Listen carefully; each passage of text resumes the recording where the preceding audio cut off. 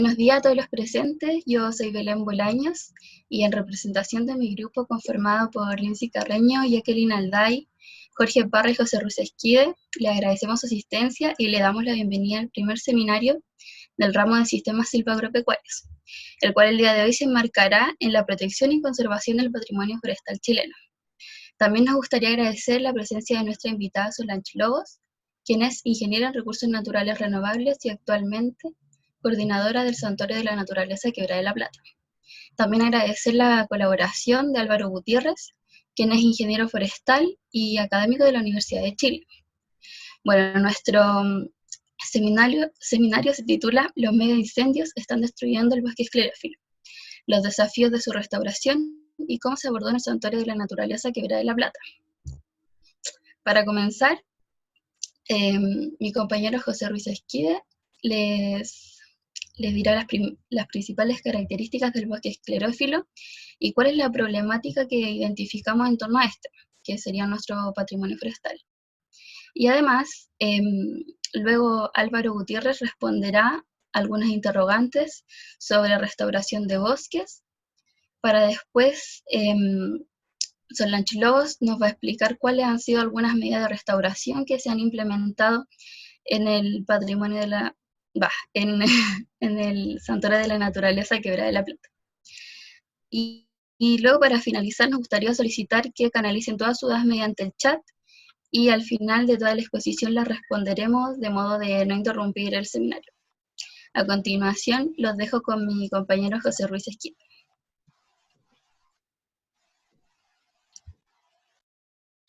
Muchas gracias, Belén. Para introducir y entender un poco más el tema, es necesario considerar que en la zona central de Chile se encuentra la ecorregión mediterránea, caracterizada por ser un hotspot de la biodiversidad a nivel mundial. Esto, pues, presenta un gran número de especies endémicas. Estas, a su vez, están amenazadas por acciones antrópicas y el cambio climático.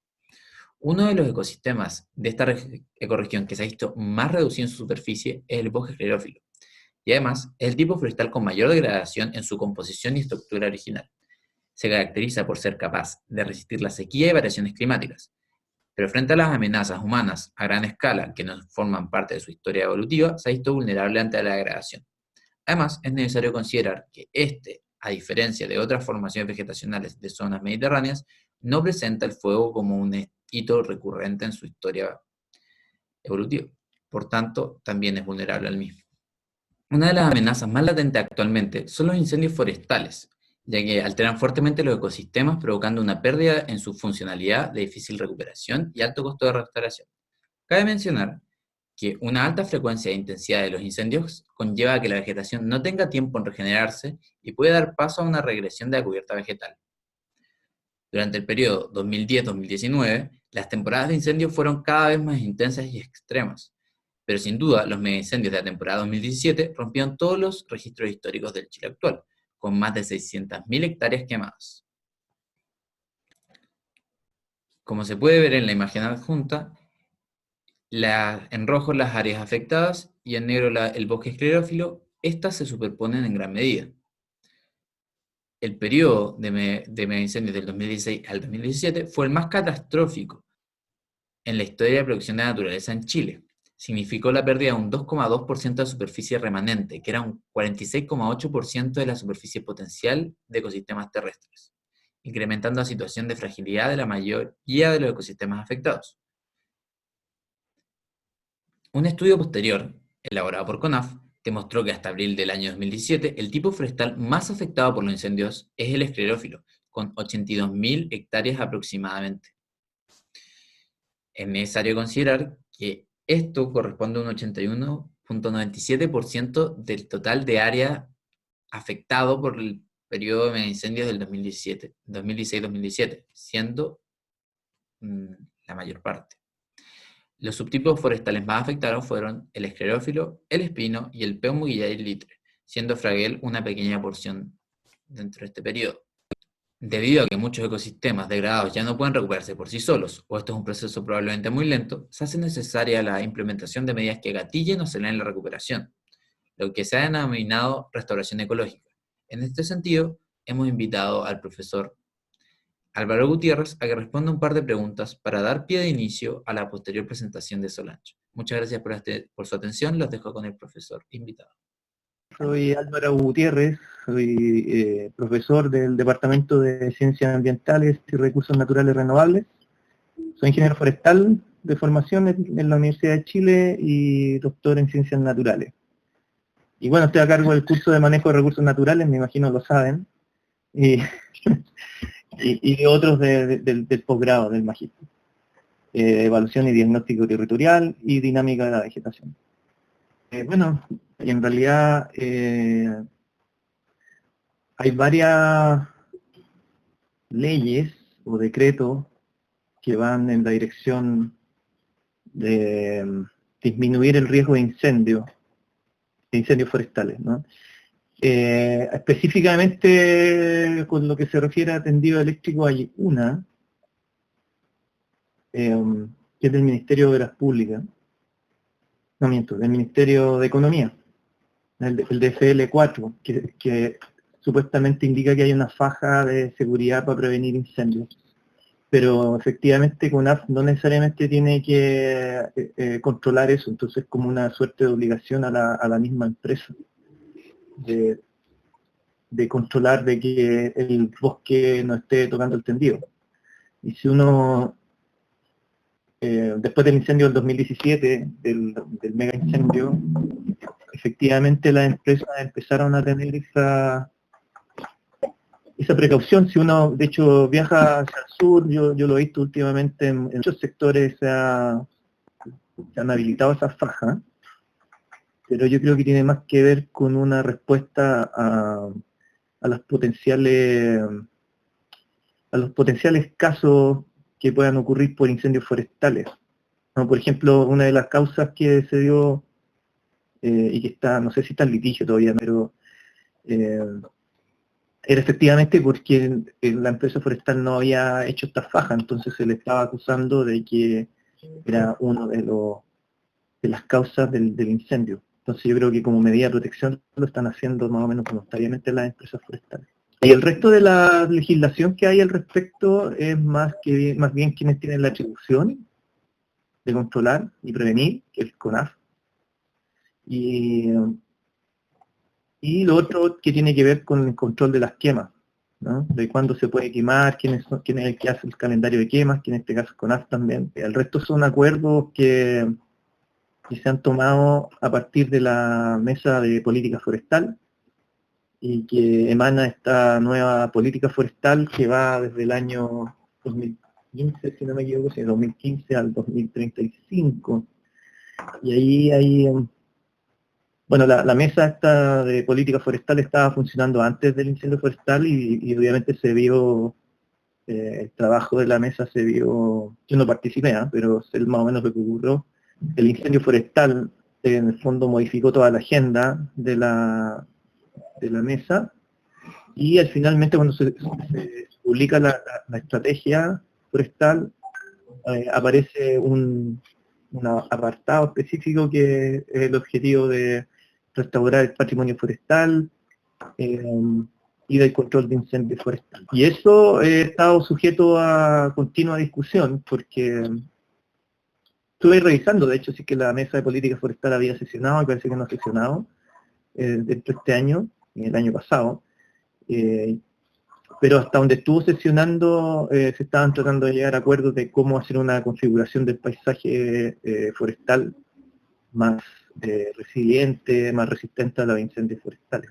No se ha avanzado mucho en eso porque en realidad la mayoría de lo que se ha llamado restauración, en mi opinión, es más reforestación, ¿no? Es reforestación con las mismas especies que habían ahí, que era pino insigne principalmente.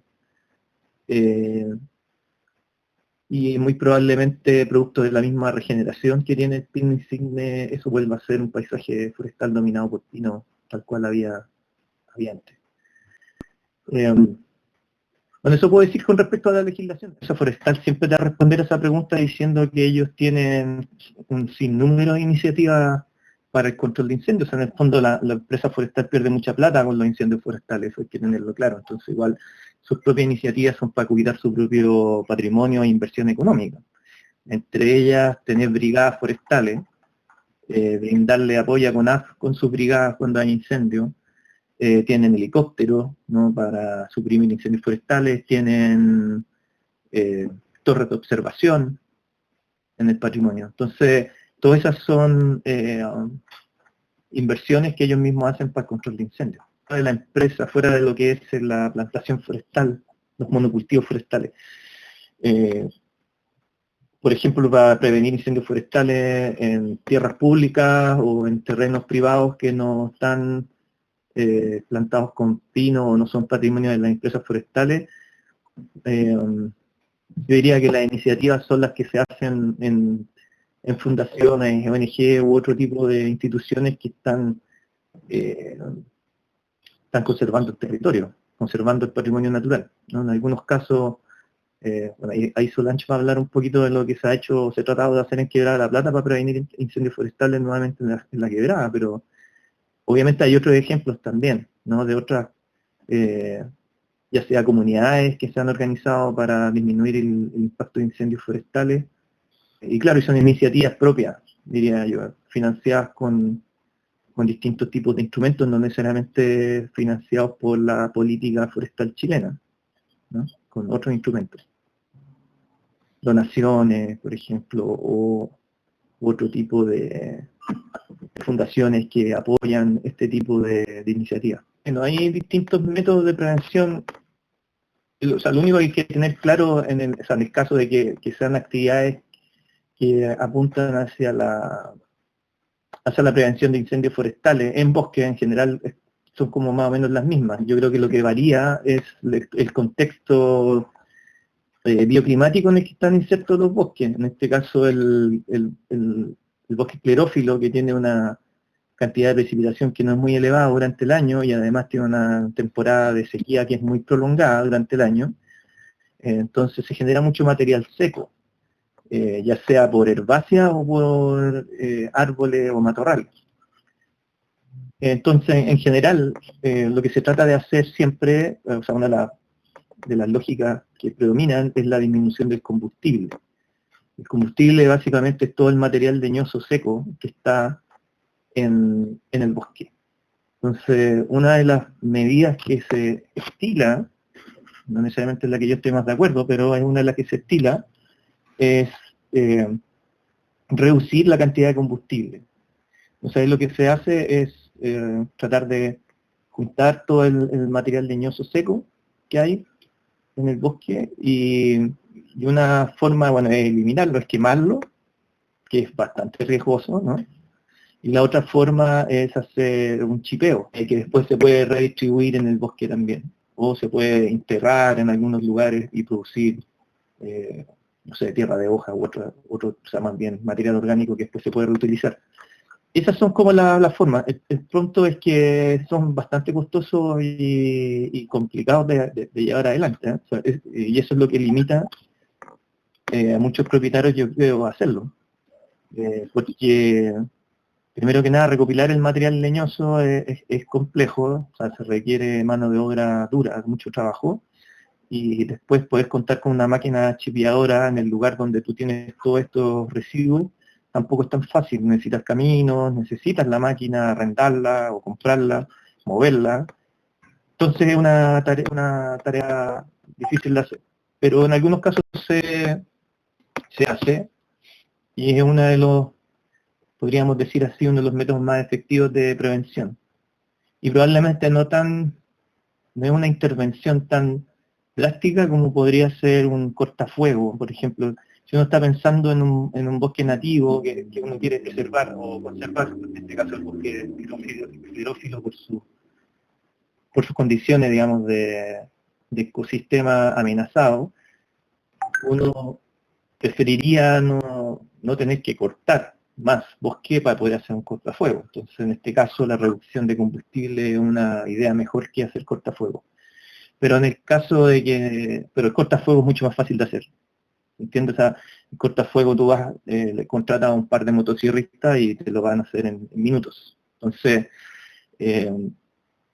ahí es cuando al propietario tiene que sopesar, digamos, que es lo que se torna más relevante. Ahora igual uno puede evitar, por cierto, pasar por sobre el bosque nativo para hacer cortafuegos, puede tratar de eliminar, se trata de hacer una descontinuación en el combustible, ¿no? Tratando de hacerlo a través de otro tipo de formaciones vegetales, como herbáceas o plantaciones, digamos, de especies exóticas. Pero en general no cubren más del 40%, o no es más de la mitad de los costos de este tipo de actividades. Eso está estipulado en la ley, en el reglamento de la ley de bosque nativo. Restauración frente a un incendio en bosque esclerófilo. Bueno, el principal problema que existe para la restauración, diría yo, en el contexto del bosque esclerófilo y el cambio climático actual, imperante, o la sequía que está siendo muy severa. Probablemente Solange también les va a contar mucho sobre esto y la experiencia que se está viviendo en Quebrada la Plata, pero el principal problema es la cantidad de precipitaciones que están habiendo. Entonces, si no tenemos agua, o sea, en general las especies del bosque esclerófilo tienen alta capacidad de rebrote después de los incendios forestales. Pero para que puedan rebrotar necesitan agua. Entonces, cuando han habido, cuando hay posibilidad de riego, es bastante claro el potencial que tiene el bosque esclerófilo de rebrotar y, digamos, revegetar la zona que se quemó. Pero la realidad es otra, ¿no? La realidad es que es muy difícil contar con, bueno, que llueva. En los últimos 10 años la sequía que hay ha sido bastante severa, lo cual hace más difícil que los árboles rebroten. Y si no cuentas con riego o posibilidad de poder regarlo, ese camino es bastante complejo. Entonces, mientras no se revegeta el lugar que se quemó, uno de los principales riesgos que hay es la pérdida de suelo. ¿Ya? Si es que el incendio no fue tan severo, el suelo igual puede volver a estructurarse. Me refiero a que cuando el incendio ha sido con mucha energía, y sobre todo si ha sido un incendio que va por el subsuelo, probablemente no quede nada, digamos, quede solo ceniza. Pero aún así, de la ceniza igual pueden haber plantas que hagan uso de eso para poder regenerar. Pero si no hay agua, el principal problema es que ese suelo se puede empezar a perder por erosión eólica, y si llueve, después puede también perderse rápidamente por erosión, digamos, por el efecto de la lluvia. Entonces, yo creo que una de las primeras cosas de las que hay que preocuparse siempre es de la contención del suelo, de que el suelo no se pierda, y para eso hay un sinnúmero de técnicas que se pueden usar, ¿no? Como obras principalmente de suelo, como por ejemplo fajina, u otro tipo de técnicas que lo que hacen es contener el arrastre del suelo, sobre todo en lugares donde hay más pendientes. ¿Ya? Entonces, esa es una de las, diría yo, de las dos prioridades. Una es ver si es que el bosque, o sea, podemos generar algún tipo de riesgo que permite rebrotar a la especie. Si no está esa posibilidad, entonces contención del suelo. Y buscar la forma de hacer la revegetación, pero para eso se necesita riego. O sea, se puede hacer a través de potenciar la germinación de especies herbáceas, que sería lo deseable al principio, y después probablemente hacer plantaciones que aseguren una cubierta arbórea o arbustiva al menos en el lugar que se quemó. Pero ambas cosas, como me imagino les va a contar Solange, necesitan riego. Si no tenemos riego, la posibilidad de que la plantación se instale disminuye fuertemente. Bueno, agradecemos la colaboración de Álvaro, y a continuación los dejamos con Solange Lobos, quien, para los que no estuvieron al principio, ella es ingeniera en recursos naturales renovables y actualmente es coordinadora general del Santuario de la Naturaleza Quebrada de la Plata. Así que las dejamos con ella.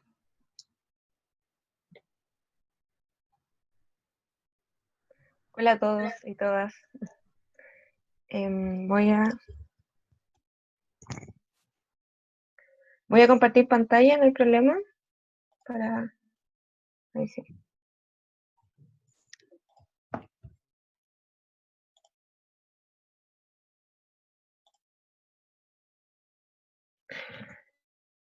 Ya, bueno, como bien acaban de decir, yo soy ingeniera en recursos naturales renovables y actualmente soy coordinadora del Santuario de Naturaleza de Quebrada de la Plata.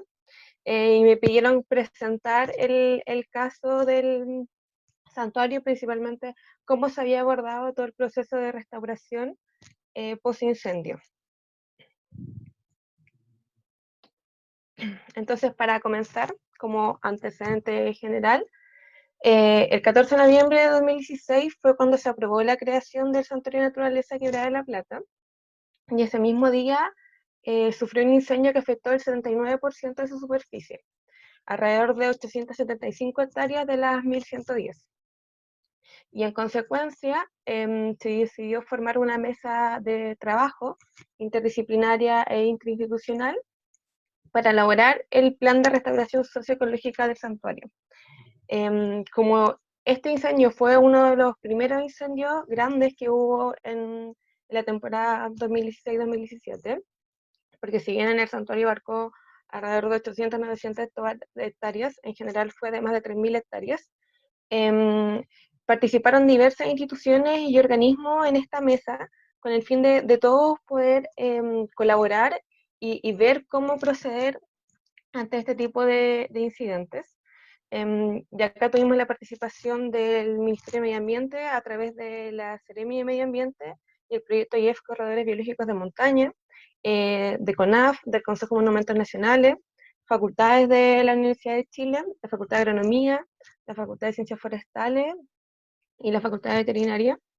La participación también de ACOREN, que es un grupo de estudiantes y egresados de la carrera, que ellos fueron los que de hecho hicieron todo el trabajo para declarar la Quebrada de la Plata como santuario de naturaleza. Y la Organización Ambientalista Defensa de la Quebrada de la Plata, que esa es una organización comunitaria de Maipú, que colaboró en el proceso de expulsión de la minera que hubo previamente. Bueno, y claro, entonces en esta mesa se elaboró un plan de restauración socioecológica de corto, mediano y largo plazo, o sea, con estas 3 etapas, y además se comenzó o se planteó la idea de tener que elaborar un plan de manejo bajo los estándares abiertos para la práctica de la conservación. Bueno, como contexto, Quebrada de la Plata está inserta en la Estación Experimental Agronómica Germán Greve Silva, que es propiedad de la Universidad de Chile desde 1933. Y específicamente, claro, el santuario cuenta con una superficie de 1.110 hectáreas, correspondiendo a una del área silvestre protegida más cercana a la ciudad de Santiago. Y en sí es reconocida por ser un lugar de alto valor ecológico e importancia para la conservación de la biodiversidad.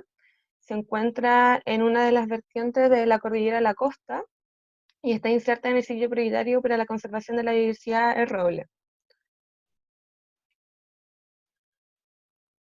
Bueno, dentro de lo que se destaca es que hay una gran cantidad de especies de flora y fauna, siendo 17 especies de fauna y 137 especies de flora endémicas de Chile. Pero al mismo tiempo es un lugar que presenta una serie de amenazas por las cuales se ha visto y se ve afectada actualmente. Bueno, dentro de ellas, como les mencionaba, durante 3 años, entre el 2012 y el 2015, hubo una minera que ejecutó faenas de explotación de manera ilegal, ya que ellos contaban solo con permisos de exploración, y eso fue un largo proceso para lograr como su expulsión, y en sí siguen existiendo pertenencias mineras. De hecho prácticamente todo el suelo en nuestro país cuenta con pertenencias mineras, ya que la ley minera está por sobre todo. También al ser un área silvestre, cercana a algunas rutas como la Cuesta a Lo Prado, es susceptible a incendios forestales. Asimismo, debido a su ubicación y cercanía a la provincia de Santiago, y como pueden ver en la imagen de más abajo, como que cada vez se va acercando más las poblaciones y va aumentando la expansión urbana. Es un sector que es cada vez más accesible y muchas personas hacen uso de ella de forma no autorizada también para hacer actividades recreativas como motociclismo, como acampar, también andar en bicicleta, etc. Entonces, al momento de elaborar el plan de restauración, que va a ser más que nada lo que yo me voy a centrar, nos basamos en la definición que establece la Sociedad de Restauración Ecológica respecto a este ítem, que es el proceso de asistir en la recuperación de un ecosistema que ha sido degradado, dañado o destruido.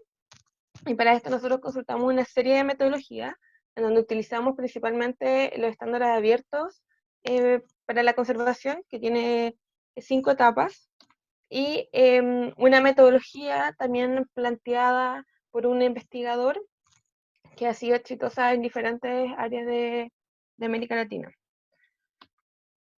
Bueno, y establecimos como objetivo general de este plan o proceso de restauración, lograr la restauración socioecológica del santuario como una experiencia interdisciplinaria, interinstitucional y comunitaria. Establecimos a su vez una serie de objetivos específicos, partiendo por definir el estado actual de degradación del santuario post-incendio a través de un diagnóstico, priorizar áreas a restaurar, identificar ecosistemas de referencia, implementar ensayos y acciones de restauración ecológica, desarrollar un plan de monitoreo, incorporar a actores clave en los esfuerzos de restauración, diseñar e implementar un plan de prevención y protección de incendios, bueno, generar investigación y registro de experiencia y desarrollar una estrategia de levantamiento de fondos públicos y privados. Esto a grandes rasgos. Y estos objetivos los plasmamos en una estrategia de trabajo a corto, mediano y largo plazo, como les mencionaba, bajo un enfoque adaptativo, ya que tenemos que considerar que los ecosistemas en general son súper dinámicos y cambiantes, por ende siempre va a haber que ir readaptando y evaluando las medidas que uno va ejecutando para ver su pertinencia y si es necesario cambiar algún aspecto para lograr los objetivos que fueron planteados en un principio.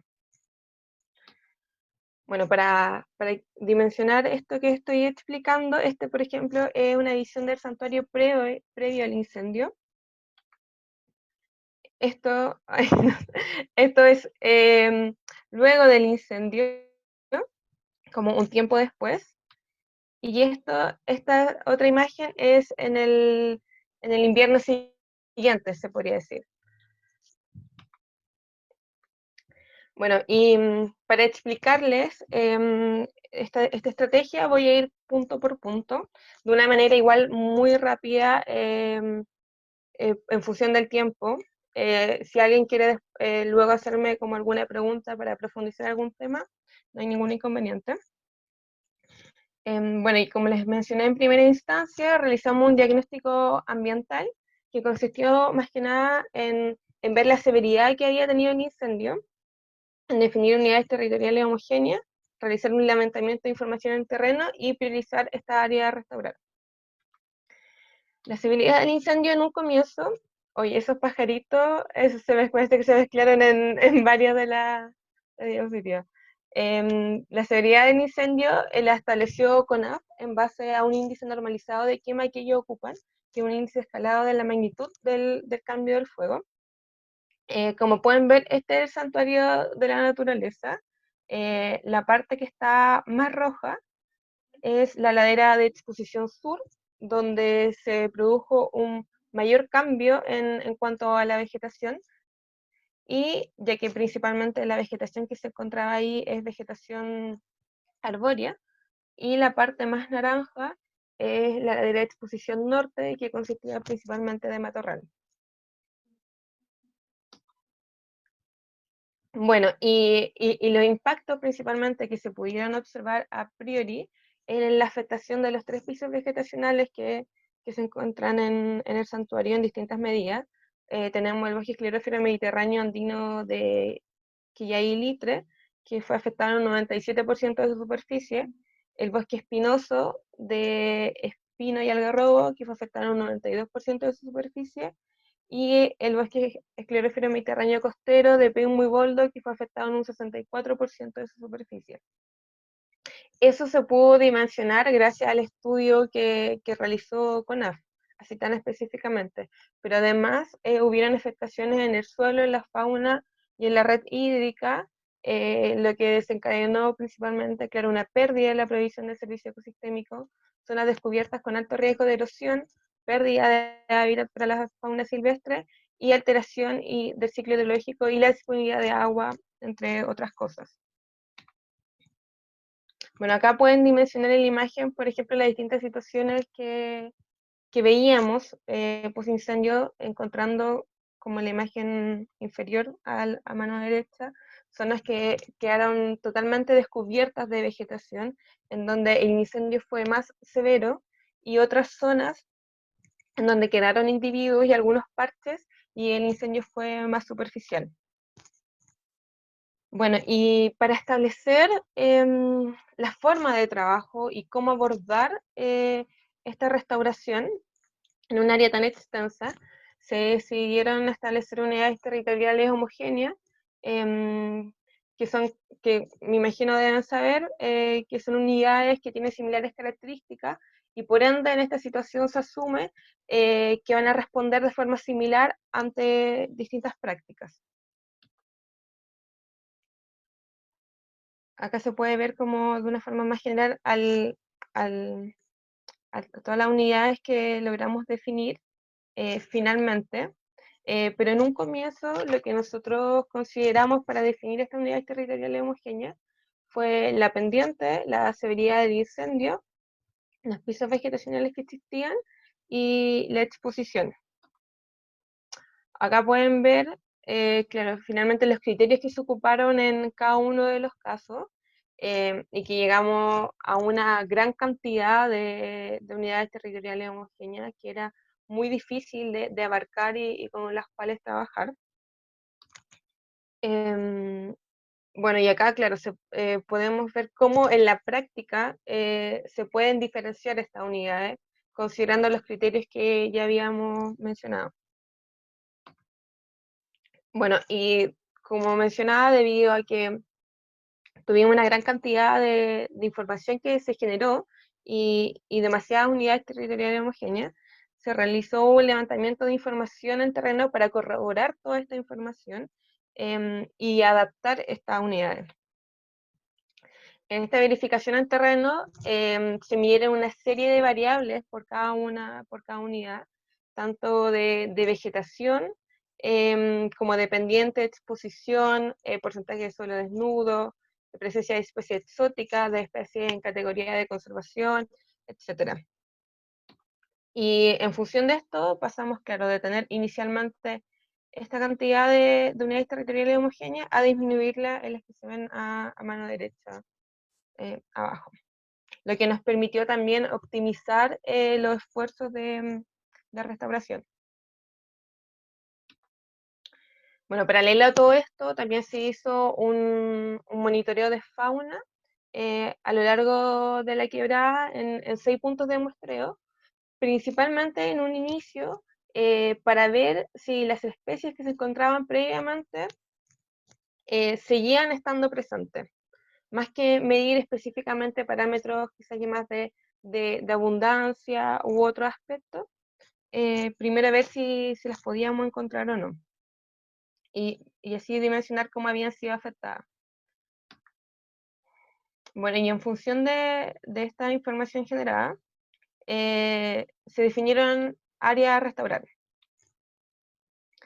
Las áreas a restaurar las dividimos en áreas prioritarias para realizar acciones de control de erosión y áreas prioritarias para realizar revegetación o reforestación.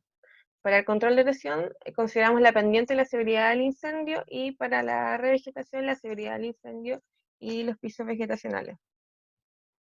Lo que nos dieron como resultados, por ejemplo, en el caso del control de erosión, un mapa como esto, en donde podríamos identificar zonas que, por ejemplo, eran muy empinadas y que estaban severamente quemadas, otras que eran muy empinadas también, pero estaban levemente quemadas, y así. Y para el caso de la revegetación, lo mismo, los dividimos en matorral y bosque principalmente, si estaba severamente afectado o si estaba poco afectado. La área en blanco en general fueron zonas que no serían afectadas por el incendio. Y bueno, y aquí nosotros como para hacer una priorización general y establecimos un escenario de las acciones requeridas. Entonces, claro, según la prioridad de control de erosión y la prioridad de revegetación, establecimos como si era necesario abordar lo que era la erosión y abordar lo que era la revegetación. Y planteamos 3 escenarios, áreas en que se necesitaban ambas acciones, áreas en que solo se necesitaba o debería priorizar el enriquecimiento, ya que el suelo se encontraba relativamente en un buen estado y el diseño había sido más superficial, y áreas en que se necesitaba priorizar el control de erosión, ya que el incendio había sido más severo y había habido una pérdida mayor de cobertura vegetacional, lo cual nos dio un escenario como este.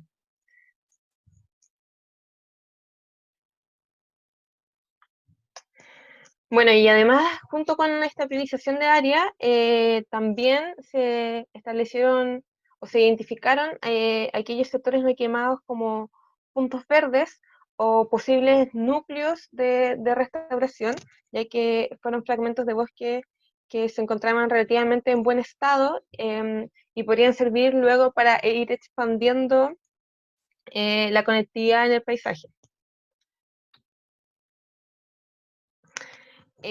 Bueno, y algo que se cuestiona también mucho en cómo actuar frente a incendios forestales y que se discutió en ese entonces fue el cómo actuar en primera instancia frente a la catástrofe, ya que uno en un principio veía los primeros 6 meses, estaba todo el santuario y todo lo que había sido incendiado cubierto de ceniza, con árboles quemados, era como un escenario así muy desastroso. Y teníamos la presión de, oye, ¿por qué no están haciendo acciones? ¿Por qué no están plantando? ¿Por qué no están revegetando? Pero ahí lo que se hizo fue decidir esperar un año, una temporada, para ver cómo evolucionaba el bosque esclerófilo, ya que la regeneración del bosque esclerófilo, como bien lo mencionaba Álvaro en su video, ocurre, pero es un proceso lento y que se da bajo ciertas condiciones. Entonces, primero hay que observar, ver si efectivamente se está dando y luego ver cómo asistir en esa recuperación. Y en general se plantea que la vegetación, por ejemplo, estos puntos verdes que les mostraba, tiene un efecto positivo en la recuperación del bosque esclerófilo a una escala de paisaje, como núcleos, ya que cuentan con especies que ejercen un rol facilitador para que se establezcan otras plantas en sus alrededores. De hecho, varios estudios en la zona central han demostrado que plántulas que crecen bajo el efecto del dosel arbóreo de una especie adulta, o sea, de un individuo adulto, tiene mayor éxito de establecimiento y sobrevivencia, ya que sufre un menor estrés hídrico, algunas especies fijan nitrógeno, tienen mejores nutrientes, entre otras cosas. Y por ende, basado en esta estrategia de regeneración que tiene también el bosque esclerófilo en forma de núcleo, se planteó realizar en primera instancia un monitoreo para luego, en función de la recuperación del bosque, ver en qué sectores enfocar los esfuerzos de restauración. Y, como le mencionaba, por ejemplo, después de la primera, esto fue en noviembre de 2016, la primavera siguiente, como agosto, septiembre en adelante, pudimos observar este escenario, que lugares que habían sido severamente afectados por el incendio, o que se veía a priori que habían sido severamente afectados por el incendio, se encontraban con especies que habían comenzado a regenerarse por sí solas. También otra fotografía donde pueden observar que ahí aún podíamos ver cenizas y todo, o árboles que fueron afectados de forma más superficial en los alrededores y se empezaron a recuperar. Bueno, entonces en función de esto se decidió establecer igual un plan de monitoreo de la regeneración natural en sí, una evaluación de la vegetación y un monitoreo de la fauna. Para el caso de la vegetación y la regeneración, como era un área tan extensa, gracias a un piloto del proyecto IEF Corredores Biológicos de Montaña, establecimos 100 parcelas de monitoreo en distintos puntos de la quebrada, 50 parcelas que contaban con exclusión de vivoría y 50% sin exclusión de vivoría, para ver también su efecto. Y aquí se han medido una serie de variables a través de distintas memorias de título, como la estrata herbácea, la estrata arbórea y arbustiva, se han visto abundancia y presencia de artrópodos, líquenes también, entre otras cosas. Y en relación al monitoreo de la fauna, con estas mismas estaciones que se realizaron en un principio, se han ido realizando monitoreos estacionales, principalmente de vertebrados, anfibios, reptiles, aves y mamíferos, en donde se han medido distintos parámetros como riqueza y abundancia de especies, origen y estado de conservación, a través de distintas metodologías, como cámaras trampa, trampeo de micromamíferos, muestreo nocturno, entre otros. Y bueno, y claro, y posterior a al monitoreo inicial que se realizó, la idea es seguir y continuar realizando estos monitoreos a lo largo del tiempo, considerando, por supuesto, que es algo importante, distintos indicadores para evaluar el éxito del proceso de la restauración según el componente que se está abordando. Asimismo, se planteó el instalar ensayos y acciones de restauración basados en una estrategia mixta que a lo que apunta es que claro, el implementar acciones en un gradiente de esfuerzo y costos, tomando en cuenta el proceso de regeneración natural del bosque esclerófilo. Como les mencionaba, el bosque esclerófilo en general se ha observado a lo largo del tiempo que se desarrolla a través de núcleos permanentes que quedan, van árboles que están, liberan semillas o gracias a la ayuda también de aves en algunos sectores, se van regenerando, se van estableciendo plántulas debajo de otros individuos y así se va expandiendo y generando como núcleos que van luego de muchos años teniendo conectividad en el paisaje. Entonces, nosotros planteamos como recrear este proceso de nucleación, también utilizando especies que cumplieran esta función de facilitadoras para el establecimiento de otras especies, como el ejemplo del espino que fija nitrógeno, que modifica las condiciones microambientales bajo su dosel, entre otras cosas. Entonces, por ejemplo, en relación a los métodos de revegetación y reforestación, nosotros en un comienzo implementamos ensayos para evaluar distintos métodos, ya que en general, por ejemplo, las reforestaciones se hacen de forma lineal, se limpia toda la estrata arbórea que está en el lugar y herbácea, como para que no te impida el paso. Y muchas veces no se considera el lugar o el ambiente en donde tú estás realizando esta reforestación. Entonces nosotros evaluamos aquí plantación en clúster como bajo legados biológicos, que por ejemplo bajo espino, como les mencionaba, y que es la fotografía que se está mostrando de fondo. Esta misma plantación en clúster en sitios abiertos, sin ningún efecto de cobertura vegetacional, plantaciones lineales y también siempre directa. Y dentro de por ejemplo, este ensayo lleva 2 años ya, la metodología que ha mostrado resultados más positivos ha sido la plantación en clúster bajo legados biológicos, efectivamente. Entonces, todas nuestras reforestaciones que estamos comenzando, por ejemplo, este año, las estamos realizando bajo esta primicia.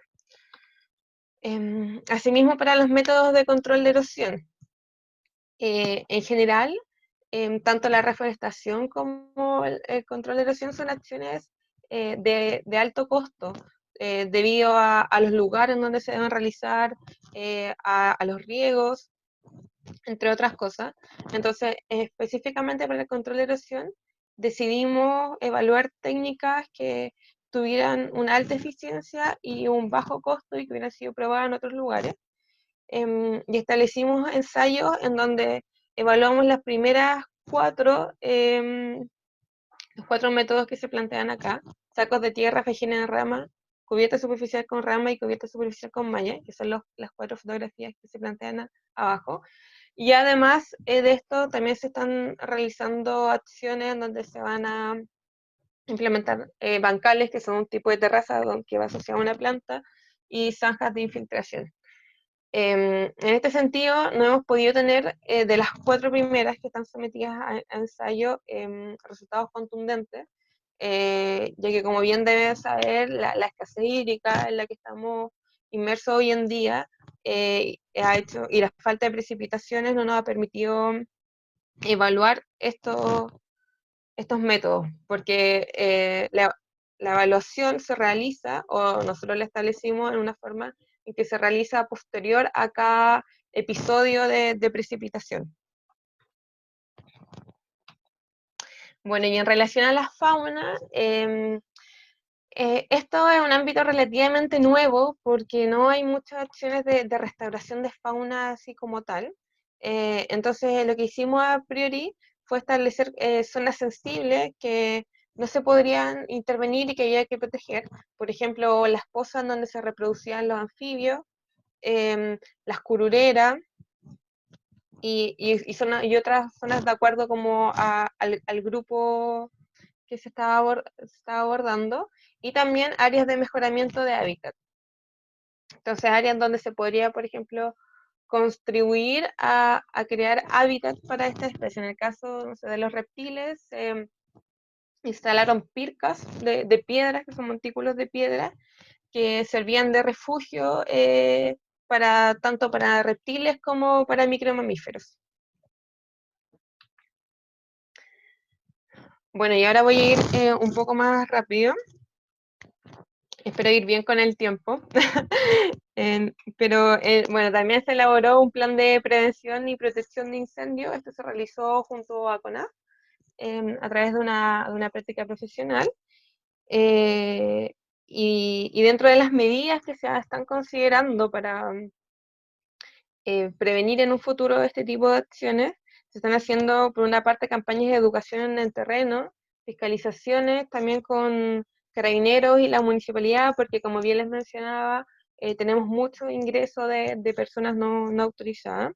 También se está gestionando la adquisición de un sistema de detección temprana de incendios forestales a través de cámaras que tienen un radio de división de alrededor de 10 kilómetros.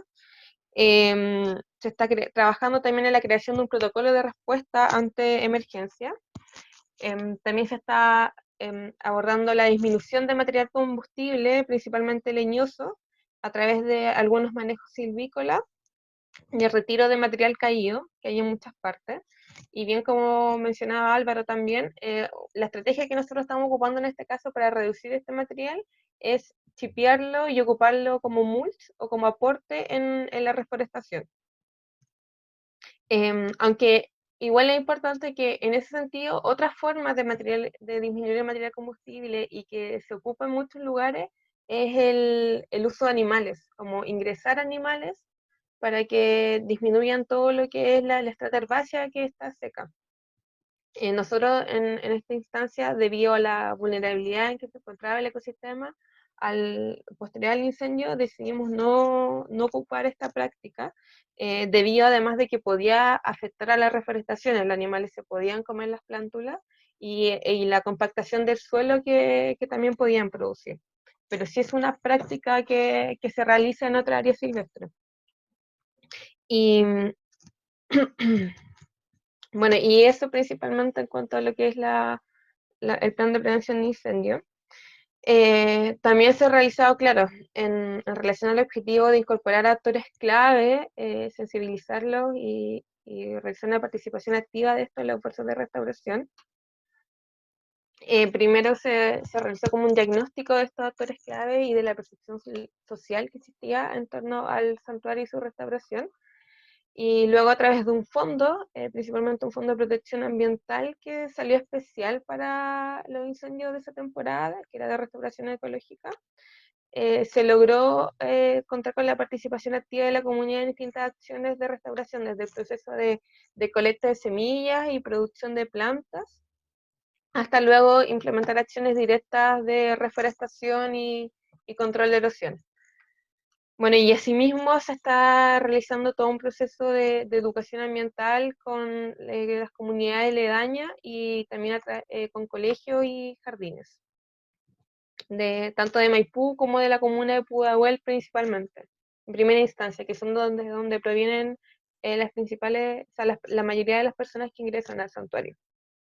Bueno, también se están desarrollando una serie de proyectos de investigación, sobre todo en el contexto de escasez hídrica en el que nos encontramos. Hay un proyecto que está ejecutando, bueno, un profesor de la Facultad de Ciencias Forestales junto a la Universidad Católica, donde se están evaluando distintas estrategias de estrés hídrico para ver cómo responden las plantas y cómo se puede suplir de mejor manera este déficit y que puedan sobrevivir en estas condiciones. Y lo que le contaba, por ejemplo, de las diferentes, de la evaluación de diferentes métodos de revegetación y de control de erosión, entre otras cosas. También se ha realizado, claro, un registro de la experiencia, se ha presentado en distintos seminarios, congresos, hay una publicación, de hecho, que va a sacar la Universidad de Chile como con distintas iniciativas de extensión, que es dentro de lo cual se marcaría esto. Y se ha realizado levantamiento de fondos, captura de recursos humanos y materiales, que es primordial, sobre todo porque en nuestro país no hay grandes incentivos para lo que es la restauración ecológica del bosque nativo principalmente. Para las plantaciones forestales hay varios fomentos que se pueden dar y distintos fondos a los que pueden postular, pero para el bosque nativo existen muy pocos. Bueno, y basado, esta fue la estrategia que nosotros planteamos en un principio, pero basado, por ejemplo, en este enfoque adaptativo que les comentaba, nos dimos cuenta de que habían cosas que no habíamos abordado en un inicio, que después lo incorporamos igual al objetivo, como fue el definir ecosistemas de referencia, que es algo que se establece que se debería hacer desde un inicio. Nosotros lo estamos comenzando más tarde. Y el revalorizar el patrimonio histórico y cultural, ya que el santuario igual cuenta con hitos culturales y patrimoniales que destacan y que la gente igual reconoce. Bueno, y como para ir finalizando, estas son como recomendaciones o consideraciones que igual se tienen que tener al momento de trabajar en la restauración de áreas naturales, de áreas silvestres, que es establecer objetivos y metas realistas, considerando las características del ecosistema, establecer indicadores de éxito para ir evaluando constantemente el proceso de recuperación, zonificar y establecer prioridades para optimizar los los recursos y los esfuerzos de restauración, porque en áreas tan grandes es imposible abarcar todo. Generalmente no hay ni fondos ni mano de obra que logre abarcar áreas tan grandes de una sola vez. También considerar técnicas y medidas acordes a las capacidades de gestión y a las características del ecosistema. Ya que, claro, vuelve a surgir este tema de la escasez hídrica, porque, por ejemplo, a nosotros muchas personas decían, oye, pero ¿por qué no establecen esas medidas de control de erosión, pero que también sean de cosecha de agua, como las zanjas de filtración? Pero ¿de qué sirve si es que no hay precipitaciones? Y es lo que estamos viendo hoy en día, no hemos podido evaluar los métodos de control de erosión porque no hay precipitaciones.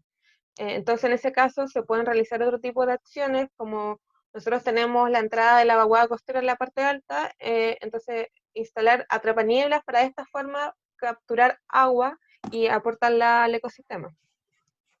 Bueno, también que es muy importante, por supuesto, la validación en terreno, considerar la percepción de las personas que hacen uso del lugar y también realizar un trabajo de educación ambiental. Bueno, también medidas que brinden un beneficio como integral, no solo como a un ámbito. Por ejemplo, las pircas fueron realizadas netamente para lo que es la fauna, pero se ha visto que han mantenido la humedad debido, claro, a la cantidad de roca, entonces se han ido como regenerando especies como herbáceas y arbustivas en los alrededores. Considerar a todos los componentes del ecosistema también, en general, se considera, se aborda solo la vegetación y en el proceso como de recuperación de áreas silvestres, pero nadie ve como por la fauna, nadie considera si hay personas que van al lugar y que te pueden destrozar las instalaciones. Em, También el cómo mezclar, también, no sé, para instalar, si va a instalar cercos perimetrales, el considerar que van a haber animales que van a pasar por ahí, que se pueden dañar, etcétera. Bueno, otro tema controversial también es la procedencia de las plantas, como que se hace migración asistida o no en este contexto, aunque en ese sentido también hay muy poca información. Mucha gente te dice, oye, deberían traer plantas de la cuarta región para que sobrevivan a la sequía, pero por ejemplo, no sé, se han realizado estudios genéticos en el quillay, en que se ha evidenciado que el quillay más resistente es el de la séptima región a la costa en vez del de la cuarta región. Entonces ahí también hay como un gran sesgo de investigación. Y bueno, y otras cosas como los tipos de protectores de planta, el riego que se va a realizar y las barreras de amenaza dentro y fuera del área a restaurar que corresponden finalmente a factores de riesgo. Y bueno, acá me pidieron si podía como hacer una reflexión o decir algo en relación al rol de un ingeniero o ingeniera de recursos naturales renovables en este tipo de contexto. Y si bien no somos como expertos en cuanto a lo que es patrimonio forestal, eh, ya que los ingenieros forestales tienen más conocimiento específico en este ámbito, yo igual destaco que bueno, la restauración ecológica y la conservación del ecosistema en general es parte del amplio espectro de áreas en las que se puede desarrollar un profesional de esta carrera.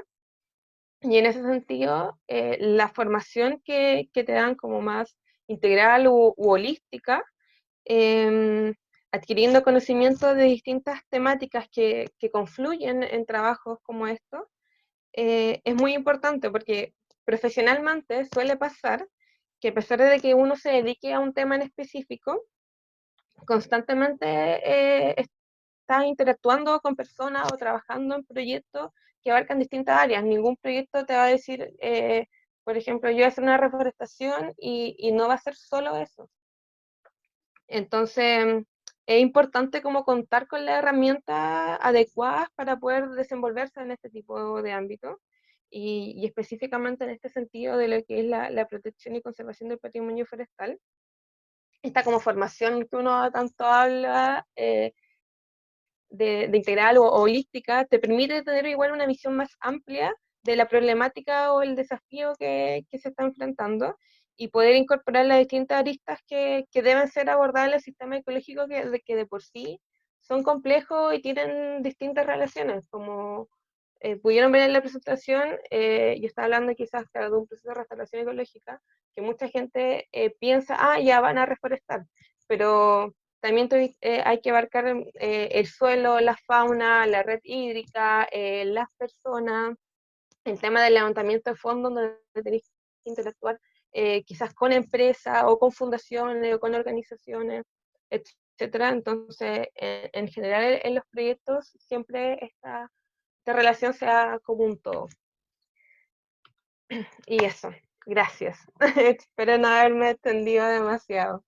No, Solange, muchas gracias a ti. Y bueno, ahora viene la parte de las preguntas y tenemos algunas preguntas para ti que están en el chat, pero igual te las voy a leer. La primera es de Camila Cortés y pregunta, ¿cómo va actualmente el monitoreo? ¿Cómo va actualmente el monitoreo? Ujú. Bueno, en general,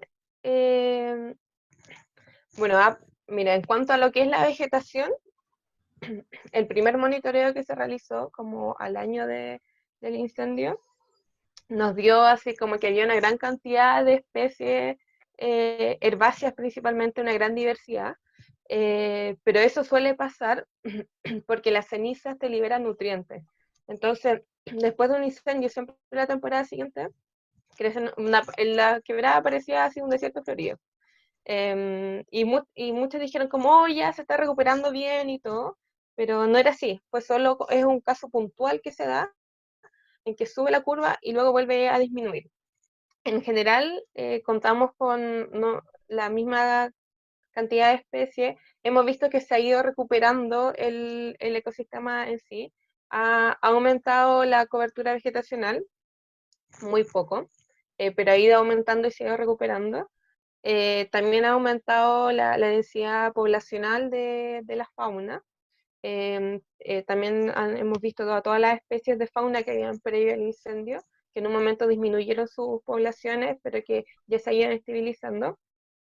Eso pasó durante los siguientes 2 años, pero ya desde el año pasado podríamos decir que había un estancamiento total y todo ha ido en un proceso de reversa, porque no sé si se han dado cuenta, pero gran parte del bosque esclerófilo de la zona central se está secando. Entonces, el que se esté secando, el que tengamos individuos adultos secos, que era algo que no se había visto antes, ya que el bosque esclerófilo es un bosque siempre verde, ha desencadenado un ciclo de degradación, en donde tenéis ya los árboles secos se te están muriendo, no tenéis semillas ni plántula, entonces no está habiendo regeneración natural de por sí, y al mismo tiempo no hay alimento para la fauna. Y la falta de agua también contribuye a la disminución de las poblaciones. Entonces, claro, en este momento estamos en una etapa en que el monitoreo ha evidenciado como un retroceso en todo este proceso de restauración debido al contexto que estamos viviendo. No sé si responde a la pregunta. ¿Hay otra pregunta? Si hay más preguntas. Diego Dinamarca pregunta cuál es la diferencia entre plantación lineal y siembra. Bueno, la siembra, cuando uno habla de siembra, es el poner la semilla directamente en el suelo. Algunas veces con la aplicación de tratamientos pregerminativos, otras veces no. Y ahí ver, claro, si emerge y se establece. Y ya al momento de hablar de plantación, tú ya tienes el individuo que fue propagado en vivero, fue germinado en vivero, se pasó a bolsas, todo. Entonces ya tiene al menos un año de crecimiento. Y las plantaciones lineales son como de forma paralelas. Y la siembra no tiene una estructura definida tampoco de cómo hacerlo. Existen procesos de siembra al voleo, donde uno va tirando semillas solamente, otros más ordenados. Ahí es variable. Ya. Bueno, y la última es de Joaquín Guerrero, y son en verdad dos preguntas. La primera es, ¿cuál era el principal financiamiento del plan de restauración? ¿O se debe estar en constante concurso de financiamiento? Mira, depende del área que se vaya a abarcar. En estos momentos, el principal financiamiento del plan de restauración está siendo la implementación de planes de compensación por emisiones atmosféricas de material particulado. Que nosotros, donde estamos dentro de la provincia de Santiago, tenemos el beneficio de que principalmente las inmobiliarias que emiten material particulado al construir deben compensar dentro de la misma provincia.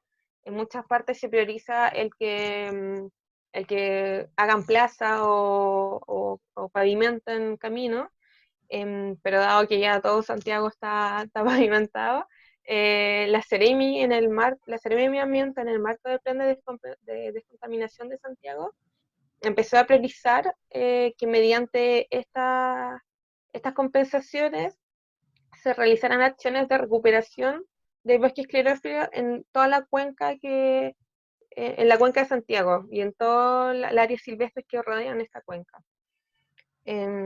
Porque, como les mencionaba, hay muy pocos fondos de lo que es la restauración. Nosotros, a los fondos que hemos postulado, ha sido como para abarcar otras áreas, como trabajo de educación ambiental, proyectos inclusivos, trabajo con las comunidades, como ahí les mostré, pero específicamente para restauración no hay fondos concursables, lo único es como los de CONAF, que son el de la investigación de bosque nativo, pero ese es de investigación, no es para hacer como... Y hay otro que es también como de manejo, pero te establece densidades de plantación que no las podemos nosotros realizar en esta área, ya que, no sé, es para áreas que están totalmente desprovistas de vegetación. Eso, no sé si hay alguna otra pregunta. Bueno, en honor al tiempo, esta va a tener que ser la última pregunta, y es, ¿cada cuánto se mide el avance del estado del ecosistema? El monitoreo se ha intentado realizar principalmente de forma anual en algunos casos, pero igual, bueno, lo que es la fauna se está haciendo de manera estacional o semestral, ya que ahí la Facultad de Ciencias Veterinarias está a cargo y lo está realizando mediante prácticas profesionales.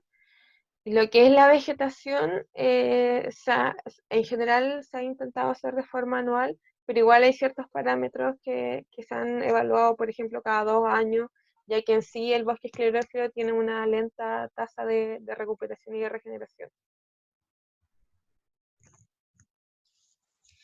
Solange, no sé si podemos responder la última pregunta para cerrar. Ya, es de Pascal y dice, a través de los monitoreos de fauna, ¿han evidenciado ausencia de especies cercanas a caminos por el tránsito de vehículos motorizados?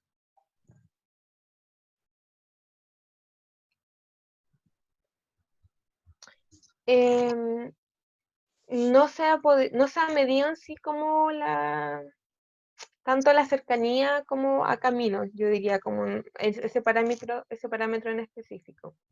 Sí, por ejemplo, hemos encontrado culebra atropellada o pequeño mamífero, pero las motos principalmente, claro, van los fines de semana y los monitoreos se han realizado también días de semana u otro, pero no sé, la variable en específico en relación a los caminos no se ha evidenciado.